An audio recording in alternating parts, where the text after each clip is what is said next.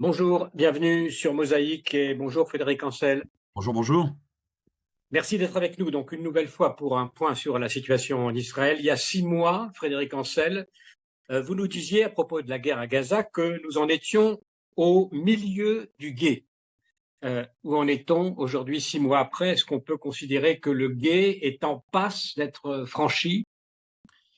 Alors, oui, je vous réponds oui et en même temps, vous savez la notion de victoire, la notion de défaite, elles sont extrêmement subjectives. C'est vrai depuis la fin du XXe siècle, tout au long de ce début du XXIe siècle, en réalité, vous avez des nouveaux critères, des nouveaux paramètres. Je m'explique, le soir de la bataille, le soleil d'Austerlitz indique qui a gagné, qui a perdu. Les perdants, viennent serrer la main aux gagnants. J'exagère à peine, c'est souvent comme ça que ça se passe et le critère principal, c'est de la victoire notamment, c'est celui qui à la fin de la journée ou des 2 journées exceptionnellement tient le terrain. Ce n'est plus comme ça avec les guerres dites asymétriques. Alors on les connaît bien, on ne va pas revenir, sur le syndrome du Vietnam. Mais si vous voulez, dans la guerre entre Israël et le Hamas, il faut bien se souvenir de ce qu'a dit le ministre de la Défense, Yoav Gallant, dans le premier jour, le 7 octobre. Hein, le pogrom était à peine terminé, les combats se poursuivaient dans les kibbutzim des abords de la bande de Gaza. Il a dit, à Gaza, nous allons abolir le temps. Alors, ça ne signifie pas qu'au bout de 6 mois, 1 an, 5 ans, les Israéliens seront définitivement parvenus à neutraliser la totalité des combattants ou des terroristes du Hamas, mais ça signifie qu'aujourd'hui, cette organisation terroriste n'a plus la capacité dont elle disposait il y a encore 6 mois. Elle n'a plus les deux capacités principales qui font dans une certaine mesure encore sa force et sa capacité de nuisance. Je les rappelle, un, c'est le balistique. Aujourd'hui, il n'y a quasiment plus de capacité balistique. Il y en a eu encore quelques jours, hein, des fusées qui sont tombées sur Israël, mais par rapport aux dizaines de milliers d'engins et aux salves qui pouvaient saturer une partie de l'espace israélien, comme on l'a vu malheureusement le 7 octobre dernier, ça, c'est terminé et c'est en passe d'être réellement terminé dans les prochaines semaines. Et puis, la capacité la plus terrible, celle qui a été opérée le 7 octobre, à savoir celle consistant à perpétrer des actes de terrorisme en Israël même, en envoyant des centaines ou des milliers de spadassins. Ça, ce n'est plus possible. Alors, je conclus d'un mot, ça ne veut pas dire que le Hamas est écrasé, ça veut dire que au Moyen-Orient, et je le répète souvent, moins vous disposez d'une capacité d'offensive, une capacité militaire, pour parler concrètement, moins, c'est mécanique, hein, moins vous disposez d'influence politique. Et à la fin des fins, comme vous le savez très bien, cher Antoine, Clausewitz avait raison, à la fin des fins, c'est le politique qui, en principe, donne du sens à la guerre. D'ailleurs, Galland l'a rappelé récemment, euh, j'allais dire, contrairement ou à l'inverse de ce qu'a répété pour l'énième fois le Premier ministre israélien, à la fin des fins, c'est le politique qui l'emporte. Et le politique, pour l'instant, il est du côté des régimes arabes modérés qui soutiennent, en réalité, euh, passivement, activement, Israël dans sa lutte contre les frères musulmans, à savoir le Hamas. On va reparler du jour d'après, effectivement, tout à l'heure. Mais quand même, pour rester sur cette histoire de Rafah, euh, qu'est-ce qui reste à faire, en gros, pour que on puisse considérer que l'objectif est atteint de mettre à bas les structures militaires du Hamas? En quoi cette bataille de Rafah reste quand même importante et combien de temps ça dure et quel est le problème, en fait? Alors, il est vraisemblable que à Rafah se dissimule l'organigramme des chefs du Hamas. Peut-être même Sinwar lui-même, mais au fond, ce n'est qu'un symbole, Sinwar, parce que Sinwar finira par mourir, d'ailleurs, comme nous tous sur cette terre de misère, mais et sans doute de mort violente, il l'aura voulu d'ailleurs, mais derrière lui, il y a un numéro 2, puis un numéro 3, il y a un numéro 4. Donc, moi, j'attache assez peu d'importance en réalité au symbole comme objectif de guerre. À partir du moment où il n'y a plus de capacité militaire que j'évoquais tout à l'heure cohérente, hein, pouvant bousculer ne serait-ce qu'une division israélienne dans la bande de Gaza, pouvant empêcher des milliers de gamins d'aller tranquillement à l'école le matin dans les zones, dans les villes, dans les villages, dans les kibbutzim aux abords de la bande de Gaza.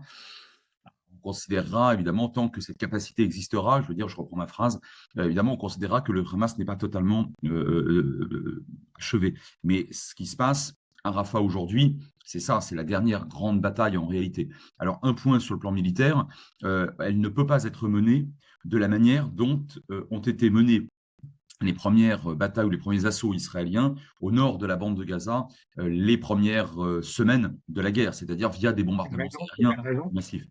Pardon? Pour quelle raison est-ce différent? Et pourquoi aussi, comment expliquer que cette dernière phase de la riposte fasse l'objet de tant de critiques, d'avertissements, de menaces, comme si c'était une étape très différente des autres batailles finalement que vous évoquiez dans le Nord? Alors la réponse est dans votre question, c'est-à-dire que ça suscite des critiques très importantes. D'abord, avant même les critiques sur le plan humanitaire, notamment les critiques américaines, européennes, bien sûr, j'évoquerai le cas de l'Égypte. Vous ne pouvez pas procéder de la même manière à Rafah que ce que vous avez fait dans le nord de la bande de Gaza, notamment via des bombardements aériens, simplement parce que la proximité de la frontière égyptienne est immédiate. On est là même plus sur des kilomètres, on est sur des hectomètres ou des décamètres. Bon. Et vous ne pouvez pas risquer de donner un coup de canif aux accords de paix de Camp David. Au fond, l'Égypte, dans cette histoire-là, est un pays absolument clé, ne serait-ce que pour des raisons géographiques. Donc, et c'est d'autant plus vrai que si vous mettez un coup de canif dans cet accord de paix, autrement dit, parlons concrètement, si des bombes devaient tomber côté égyptien de la frontière, à ce moment-là, Israël perdrait sans doute aussi un peu plus de soutien, ou son soutien aux États-Unis s'effriterait, d'autant plus que, je rappelle là, à vos ouailles, que les États-Unis sont le troisième partenaire signataire des accords de paix de Camp David de 1978. Autrement dit, Israël touche un peu plus de 3 milliards de dollars chaque année au titre du maintien et du respect de cette paix de Camp David. Rafah, si vous voulez, c'est collé à la frontière égyptienne. Maintenant, la deuxième raison pour laquelle les Israéliens ne peuvent y aller, j'allais dire, pardon, c'est un terme très militaire, mais qu'à la baïonnette, avec des fantassins sur le terrain,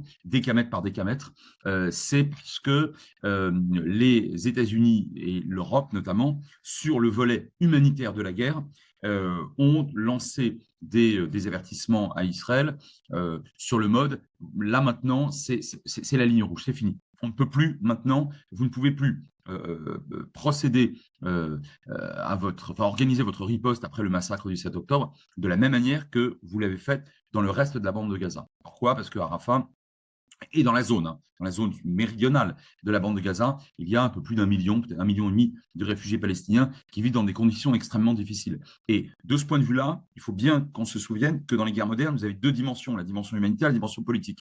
Dans la dimension humanitaire, les États-Unis et l'Europe exercent des pressions fortes sur Israël. Ça ne veut pas dire qu'ils empêchent Israël, politiquement, de poursuivre son combat contre le Hamas, qui est toujours considéré comme une organisation terroriste en Occident et dans quelques autres pays. Mais le volet ou la dimension humanitaire, pour les Américains et les Européens, évidemment les autres chancelleries, mais enfin les autres ont quand même moins de leçons à donner, celles qui ne sont pas démocratiques, c'est important. Et donc de ce point de vue-là, les Israéliens sont obligés de procéder différemment sur le plan militaire. Et ça pourra donc prendre peut-être du temps. Le Premier ministre a parlé de plusieurs semaines encore sur cette bataille de Rafah. Mais il y a quand même une question, Frédéric Ancel, qu'on se pose. Le chef d'état-major a parlé de mission sisyphéenne. Les gens du Hamas reviennent, etc. On a l'impression que c'est difficile de voir comment Israël va vraiment pouvoir arriver à ses objectifs. Alors, c'est pour ça que je vous disais, alors c'est intéressant, vous avez mentionné pour la deuxième fois le terme d'objectif. Mais là aussi, vous savez, je cite souvent le poète Reverdy, il n'y a pas d'amour avec des preuves d'amour. Il n'y a pas d'objectif, il y a des critères, il y a des paramètres d'objectif. D'abord, quel est l'objectif de l'État d'Israël au soir du 7 octobre? La destruction totale du Hamas? Alors, je vais vous dire, si c'est ça l'objectif, n'en parlons plus, la guerre est perdue. Parce que le Hamas n'est pas seulement un groupe ou une réalité militaire et terroriste, c'est un peu comme le Hezbollah. C'est aussi une réalité politique, sociale et religieuse chez un certain nombre de Palestiniens. Pas tous, mais chez un certain nombre de Palestiniens. Peut-être la moitié, peut-être un tiers, peut-être 2 tiers. La vérité, c'est qu'on n'en sait rien. Et donc, vous pouvez vaincre militairement, et je pense que c'est ce qui est en train de se passer. Militairement, là, le Hamas comme entité, vous ne pouvez pas le vaincre sur le plan social, religieux et alors, politique, une fois qu'il sera vaincu militairement, politiquement, je pense qu'il sera effectivement extrêmement affaibli face, le cas échéant, à une autorité palestinienne qui, elle, acceptera de prendre ses responsabilités et de retourner à une table de négociation avec un gouvernement israélien qui lui-même l'accepterait, c'est-à-dire pas celui-là, ça c'est évident. Bon, tout ça pour vous dire que sur le plan strictement militaire, le Hamas est en train, manifestement, très manifestement, de perdre la guerre, il a perdu les deux capacités que j'évoquais tout à l'heure de manière déjà absolument manifeste. Après, si, encore une fois, hein, j'insiste juste d'une phrase, si pour les Israéliens, le critère de victoire définitive, c'est que le dernier membre du Hamas, ayant libéré bien évidemment le dernier otage et les dépouilles des otages, se pointe au passage d'Erez, les bras en l'air avec un drapeau blanc en s'excusant d'avoir été méchant, je veux dire, là, c'est même pas la peine de continuer à discuter, parce que malheureusement, ce n'est pas comme ça que ça se passe, les guerres modernes. L'important, c'est de réduire la capacité de nuisance de l'adversaire. Et c'est donc ce qui est en train de se produire, selon ce que vous nous dites, Frédéric Ancel, et se pose évidemment d'autant plus maintenant cette question du jour d'après. Le débat est lancé au sein même du gouvernement. On voit qu'il y a des tensions déjà autour de cela. Qu'est-ce qui peut se passer après? Finalement, quelles sont les solutions possibles en admettant que cette guerre se termine bien du côté israélien? Quelles seraient les solutions possibles, envisageables pour cette bande de Gaza, pour la gestion, j'allais dire, politique de cette bande de Gaza? Alors écoutez, je vais vous dire ce que je dis et ce que j'écris depuis longtemps, et encore là dans ma chronique mensuelle dans l'Express ces jours-ci.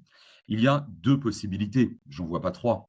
La première possibilité, c'est que l'armée israélienne décide de rester ad vitam aeternam, sous prétexte juste d'ailleurs que le Hamas peut toujours ressurgir et qu'il peut y avoir de nouveau des attentats et la construction de rampes de lancement de roquettes via des tunnels sous l'Égypte, etc., etc. Donc en fait, on en reviendrait à la situation de décembre 1987, début de la première intifada. Et si ce maintien de la présence militaire israélienne devait advenir, alors très rapidement, hélas, on enregistrerait les premiers attentats, mais y compris au couteau. Pas besoin de disposer de missiles pour tuer un soldat qui se trouve en face de vous dans la bande de Gaza. Et on aura affaire à une nouvelle intifada. Pardon, hein, je pose la question. Tout ça pour ça? Moi, j'y crois pas. J'y crois pas, et je pense que la majorité des Israéliens, du moins, je les écoute comme vous, et je les lis très très souvent, un rythme multi-quotidien, et puis je regarde les sondages, les enquêtes d'opinion et les enquêtes sociologiques. Une écrasante majorité d'Israéliens ne veut pas revenir dans la bande de Gaza, ni en civil ni en militaire. Si ce n'est pas ça, une deuxième solution, c'est l'autorité palestinienne, avec tous ses défauts. La bande de Gaza, c'est un territoire peuplé par 100% de gens qui s'affirment palestiniens. L'autorité palestinienne, ça tombe bien, elle est palestinienne.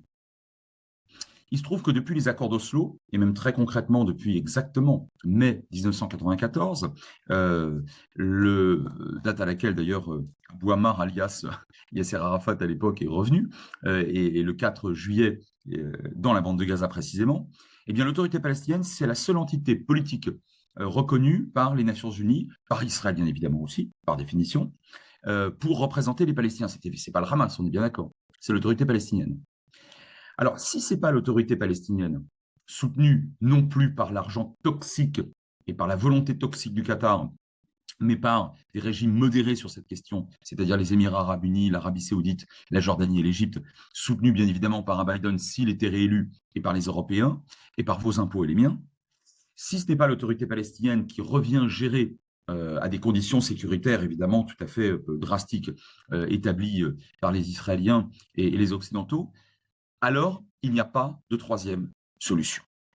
Parce que imaginez que des gouvernements arabes prendraient l'écrasante responsabilité d'envoyer des soldats contrôler, en fait occuper les Palestiniens, des soldats arabes arrivés dans les fourgons de Tsahal, c'est ne pas connaître du tout la géopolitique et le monde arabe. Ça, je pense pouvoir l'affirmer. Alors, si ce ne sont pas des forces arabes, si ce n'est pas l'autorité palestinienne, si ce n'est pas Israël, je propose des Martiens, mais on n'est pas encore certain de leur existence. Et il n'est pas du tout sûr d'ailleurs qu'ils accepteraient cette mission. Non, mais enfin, franchement.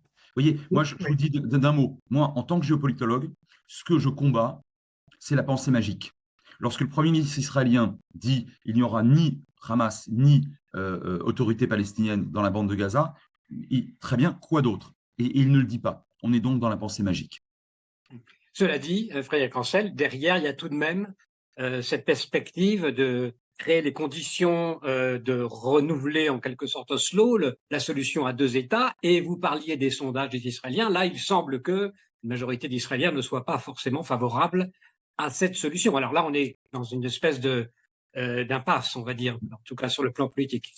Oui, c'est la quadrature du cercle. Alors attention, je reviens à mon Reverdy. Si vous posez la question aux Israéliens de savoir si ils acceptent ou s'ils prônent la solution à deux États et que vous accordez dans le sondage, vous accordez à l'État palestinien les mêmes prérogatives qu'un État normal, notamment la défense et les affaires étrangères, et puis tant qu'à faire la moitié de Jérusalem, évidemment, les Israéliens vont vous répondre non, évidemment. Et sur le plan de la sécurité, ils auront évidemment raison. On parle bien d'un État démilitarisé. Et quand vous posez la question de cette manière-là, je rappelle d'ailleurs que Netanyahou lui-même avait évoqué la perspective d'un État palestinien démilitarisé en juin 2009, dans une conférence de presse, conférence simple, Ourbi et Torbi, c'était à l'époque sous la pression d'Obama. N'empêche qu'il l'avait dit. On parle bien du même Benjamin Netanyahou. Bien.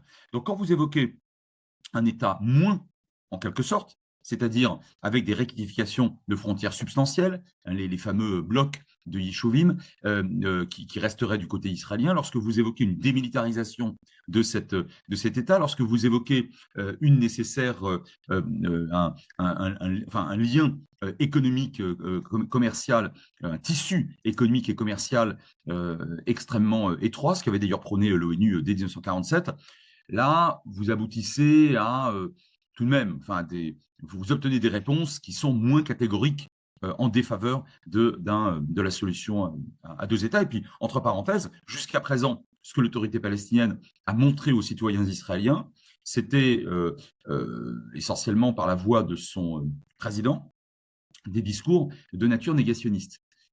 Et ça, il est bien évident que l'autorité palestinienne devra changer. Elle est déjà en train de le faire sous la pression des Émirats et des Saoudiens et des Américains, bien sûr, parce que le gouvernement, il a récemment changé. Et Mahmoud Abbas, il a 88 ans, il serait temps qu'il prenne maintenant sa retraite. Donc, je ne vous dis pas que c'est facile. Je vous dis même que c'est très difficile, la solution, la perspective de la solution à deux États. Mais j'ajoute un point, on ne m'en donne jamais de meilleur. Mais jamais je n'ai entendu une alternative crédible. Alors bon, il y a encore une dernière question, Frédéric Ancel, c'est quand même le Nord, le front Nord qui reste ouvert avec ce sentiment que si on se fie aux déclarations des uns et des autres, qu'une offensive est quand même inévitable aussi dans le sud du Liban. Est-ce qu'elle pourrait intervenir dans la foulée de Gaza? Comment vous voyez cette situation sur le front Nord? Non, moi je ne crois pas à une grande offensive contre le Hezbollah et je ne crois pas à une offensive du Hezbollah contre Israël. D'abord parce que aujourd'hui on en est, si ma mémoire est bonne, à malheureusement 19 civils et militaires israéliens tués d'autant plus indûment, je mets ça entre guillemets, qu'il n'y a officiellement pas de problèmes de frontières entre le Liban et Israël, le Liban qui n'existe plus que sur le papier en termes décisionnels. C'est évidemment le Hezbollah qui dirige l'essentiel aujourd'hui du Liban, enfin de ce qui compte là-bas. 19 personnes qui ont été tuées par le Hezbollah. Le Hezbollah a perdu entre 450 et 500 combattants, ou appelez ça des terroristes si vous voulez.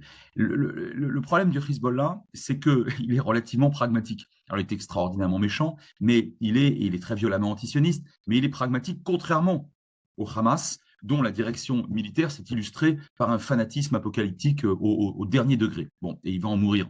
Le Hezbollah, comme la République islamique d'Iran, on l'a vu il y a encore quelques semaines, ce sont des gens tout à fait violents, mais pragmatiques. Pourquoi j'insiste sur ce terme? Il faut un tableau à double entrée. Qu'est-ce qu'une offensive nous rapporte? Qu'est-ce qu'une offensive nous coûte? Qu'est-ce qu'une non-offensive nous rapporte? Qu'est-ce qu'une non-offensive nous coûte? Et le fait d'avoir tenu cette posture extrêmement hypocrite par ailleurs, pro-palestinienne, voire pro-Hamas depuis le 7 octobre, a déjà coûté extrêmement cher au Hezbollah, parce que lorsque je vous parle de 450 combattants tués, ce ne sont pas des gens qu'on forme en quelques heures, ce sont des gens qu'on forme pendant des mois ou des années, et ce n'est pas tout. Le Hezbollah doit donner aux familles, en général nombreuses, de ces combattants des avantages en nature et des avantages en numéraire extrêmement importants. Donc le coût de tout cela, et je vous épargne la possibilité pour le Hezbollah de pouvoir obtenir des avantages gaziers du fait de l'accord de reconnaissance frontalière maritime entre le Liban, je mets le Liban entre guillemets, et Israël il y a quelques années. Bref, je vous dirais que pour le Hezbollah, l'intérêt, c'est de sortir de cette crise la tête haute, c'est-à-dire en ayant joué parangon et le dernier peut-être de la défense de la cause palestinienne et en se retirant sur son Aventin glorieusement derrière le Litanie. C'est exactement ce qui est en train de se produire. Maintenant, du côté israélien, la capacité de frappe est évidemment beaucoup plus importante que celle du Hezbollah. Néanmoins, attention à la géographie, dont mon maître en géopolitique disait dès 1975 qu'elle sert d'abord à faire la guerre, Yves Lacoste. Derrière le Hamas, il y a la mer. Et il y a l'Égypte qui joue peut-être un double jeu, mais enfin globalement, le Hamas ne peut pas l'emporter. Il ne peut pas s'échapper. Le Hezbollah dispose d'une profondeur stratégique, comme on le dit chez les militaires, au Liban, mais même en Syrie. Et de ce point de vue-là, je vous dirais que non seulement quantitativement, il y a beaucoup de combattants du Hezbollah qui peuvent être soutenus par des combattants en provenance d'Iran et même d'Afghanistan et du Pakistan, puisqu'on a vu des espèces de brigades internationales, entre guillemets, chiites, venir soutenir Bachar el-Assad, avec succès, pendant la terrible guerre civile en Syrie. Donc, il y a du nombre. D'autre part, il y a de la qualité. Les combattants du Hezbollah, ce ne sont pas les combattants du Hamas, dont la plupart se sont illustrés par une espèce de barbarie, comme on l'a vu le 7 octobre, mais ce ne sont pas de véritables militaires pour la majorité d'entre eux, en tout cas. Le Hezbollah, oui, si. Et enfin, donc, je le répète, une géographie qui est quand même extrêmement compliquée. Donc, moi, je pense que ça va petit à petit se tasser, ce qui ne règle pas le problème de fond, mais j'insiste, le problème de fond, ce n'est pas l'existence même du Hezbollah, parce que Israël n'y peut rien du tout sur le plan politique, religieux et social au Liban. Alors, encore un tout petit mot, Frédéric Ancel, sur l'opinion internationale et en particulier ce qui se passe dans les universités. On peut peut-être parler de Sciences Po, où vous êtes maître de conférence. Comment vous décririez cette situation à Sciences Po Paris? Alors, c'est une petite minorité de gens qui sont de véritables agitateurs politiques, qui sont d'extrême gauche, soutenus par un parti politique qui, à mon sens, aujourd'hui, a dépassé toutes les lignes rouges j'allais dire, du socle républicain. Je parle évidemment de la France insoumise, qui met de l'huile sur le feu de manière absolument permanente, lorsqu'elle n'est pas moteur de cette formation politique, de la contestation, mais surtout de l'expression violente et ou antisémite d'une forme de contestation, ce qui est beaucoup plus grave. On a le droit de s'exprimer. En France, on est en démocratie, et notamment dans les universités. Mais la manière dont ça se fait, je crois que là, c'est tout à fait irresponsable. Je précise bien que c'est une petite minorité, quelques dizaines de personnes, qui en entraînent plusieurs centaines d'autres extérieures à Sciences Po. C'est un grand classique de l'agit-prop des années 60-70. Bon, c'est quand même un mouvement aussi global aux États-Unis, etc. En Europe, on voit bien cette montée aussi chez les jeunes, cet attrait pour la cause palestinienne. Est-ce que vous avez une explication à nous donner pour oui, alors, cet an? Oui, alors en quelques secondes, mais ça prendrait beaucoup plus de temps pour aller au fond de pour analyser le phénomène. D'abord, lorsque vous avez 20 ans, vous manifestez assez rarement pour le centre. Donc, si vous voulez, il y a une notion générationnellement défouloir. On l'a connu dans les années 60-70. Vous allez plutôt vers vous adoptez une forme d'expression ou de lutte qui ne vous paraît pas celle des centristes de manière générale, quels qu'ils soient. Et parfois, une lutte violente et des termes outranciers. Ça ne veut pas dire que 20 ans, 30 ans plus tard, vous ne serez pas devenus des gens tout à fait raisonnables. Comme la majorité des gens qui manifestaient dans les comités Vietnam aux États-Unis et ailleurs, dans les années 70, ne sont pas devenus des gens tout à fait raisonnables. Ça, c'est le premier point. Le deuxième point, encore une fois, on parle de minorité. Il y a plusieurs centaines d'universités aux États-Unis. Il y en a quelques dizaines, ce qui est déjà beaucoup, je vous l'accorde, ce qui est beaucoup, et notamment parmi les plus prestigieuses, qui ont été touchées par ce mouvement. Au sein de chacune de ces universités minoritaires, il y a une minorité d'étudiants qui manifestent. Ils en ont le droit lorsque, évidemment, c'est dans le cadre accoutumé du respect de la loi. Oui, enfin, si vous voulez, donc ce n'est toujours pas, c'est un mouvement important, ce n'est toujours pas un mouvement majoritaire. Et j'ajoute que les universités et les départements touchés sont majoritairement des départements de sciences humaines, ce qui est assez logique d'ailleurs, puisque là on parle de questions humaines, et non pas mathématiques et physiques. Or, la plupart des élites des prochaines décennies, en Occident en tout cas, proviendront vraisemblablement davantage que ce qui s'est produit ces dernières décennies du monde scientifique, je veux dire des sciences dures. Enfin, le dernier point est le suivant. Les élections ne se font pas dans la rue. Et la notion même d'opinion publique, je lui fais un sort livre après livre et conférence après conférence, elle est très fluctuante, elle est liée à des images qui depuis 6 mois sont par définition extrêmement défavorables à Israël, enfin aux belligérants israéliens par rapport à son ennemi, le Hamas, et une tragédie civile, sociale, humaine, puisque la grande majorité des Palestiniens ne sont pas du Hamas et n'ont rien à voir avec le pogrom du 7 octobre. Donc de ce point de vue-là, oui, il y a une véritable émotion. Moi, j'en conteste l'outrance, j'en conteste le caractère parfois très clairement antisioniste et en réalité antisémite, et j'en conteste, j'allais dire, surtout, je conclurai par ça, son caractère, comment dirais-je, sa géométrie extrêmement variable. Au moment où nous discutons, cher Antoine, la situation au Soudan, la situation, et au Darfour notamment, que je connais bien, au Congo, à l'est du Congo, la situation, dans une moindre mesure, en Éthiopie, celle qui fut la situation en Birmanie, sont absolument tragiques. Et malheureusement, je constate que ça n'intéresse à peu près personne. En vous entendant, Frédéric Ancel, que ce soit sur la situation militaire ou sur cette situation-là, on voit que vous argumentez, vous donnez des raisons, vous dites que la politique, finalement, vient toujours surplomber l'ensemble de ces questions. Or, on peut se demander s'il n'y a pas, avec ce 7 octobre, avec cette phase dans laquelle nous sommes, et peut-être aussi dans l'histoire, ça s'est produit aussi à d'autres époques, quelque chose qui n'est pas maîtrisable, quelque chose qui peut être inattendu, quelque chose qui dépasse précisément le cheminement rationnel et politique du monde. Même pas, cher Antoine. C'est moi, j'aime beaucoup les temps longs, cher à Fernand Braudel. Alors, par définition, je ne parle pas depuis l'avenir et je ne suis pas historien du futur. Je ne suis même pas historien de formation. En revanche, l'histoire est ma passion. Le 7 octobre correspond à quelque chose de nouveau et de banal. De nouveau dans l'ampleur, dans la cruauté du Hamas, dans sa capacité organisationnelle face à des Israéliens qui, eux, se sont comportés de manière parfaitement lamentable. Je veux dire, le gouvernement, les services de renseignement, du moins un certain nombre de services de renseignement. Et j'espère bien qu'enfin une enquête façon Agranat ou Kahana sera mise sur pied, une commission d'enquête. Je vais vous dire, sur des temps plus longs, quid du 6 octobre 73 sur le plan militaire? Quid des terribles pogroms déjà perpétrés dans le Yishuv? Alors, je vous fais grâce de 18 siècles hein, d'antisémitisme dans les mondes chrétiens et musulmans.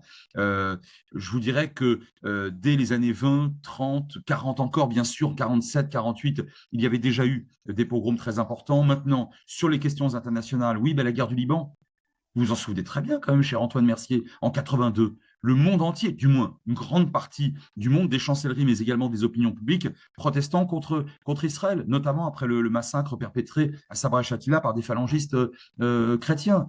Écoutez, qu'est-ce que vous voulez que je vous dise? Moi, si ça fait plaisir, moi, je peux dire aux gens, là, on a une rupture totale. Moi, je vous répète que ce n'est pas une rupture totale. C'est un nouvel événement très grave, effectivement, qui s'inscrit sur des temps beaucoup plus longs, non seulement de manière générale, mais même des temps longs strictement proches et moyen-orientaux.